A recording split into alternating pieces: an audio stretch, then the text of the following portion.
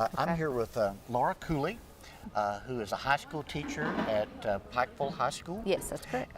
And the city of Pikeville is part of the Pikeville Independent School District. And you have a project involving civics. So would you tell us why you came up with that topic and what is your proposal? Okay. Well, we're in Kentucky. We're currently in the process of coming up with some new social studies standards, and they're based on something that's called the C3, the C's are college, career, and civic life. And so the civic life aspect of that, as far as a social studies teacher, you want to make sure that kids make connections between what they do in the classroom and the fact that they live in a democratic system, and participation is part of that. And so I was looking for ways to encourage kids to take civic action and encourage that final C of that curriculum document.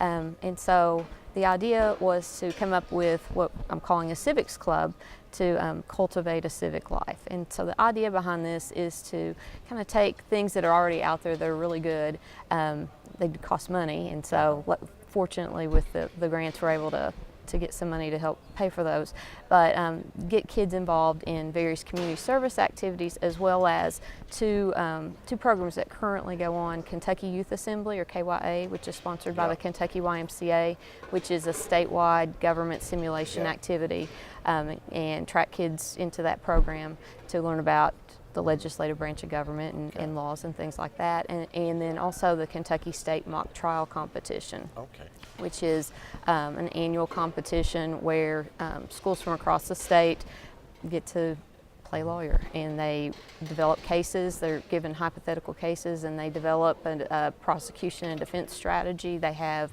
kids that serve as witnesses in the case, and they perform the case. And it really, both of those really encourage kids to think critically about things and to think on their feet. And so with the Learning Innovation Grant, I'm hoping to channel more kids into that program at our school.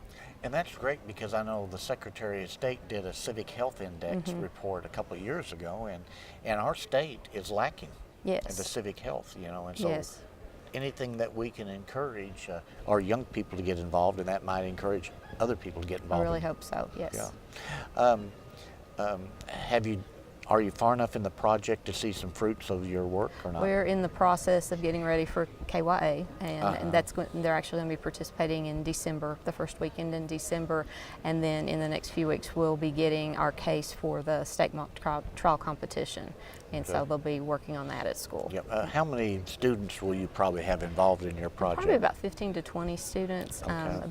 Currently there's about 10 that are going to be participating in KYA, and then if you have a full mock trial team, that's 13 students. So if we, at the maximum, we should have, 15, I'm hoping, but maybe more than that. Are some of the students that are in the one also in the other? I anticipate that that's going to happen, but I don't know yet. So we'll just have to wait and see. This is a very valuable project, very exciting. Very excited about it. Wish you well, and look forward to talking to you in April to see how it all develops. Okay, great. All right, thank you. Thank you. Laura Cooley from Pikeville High School.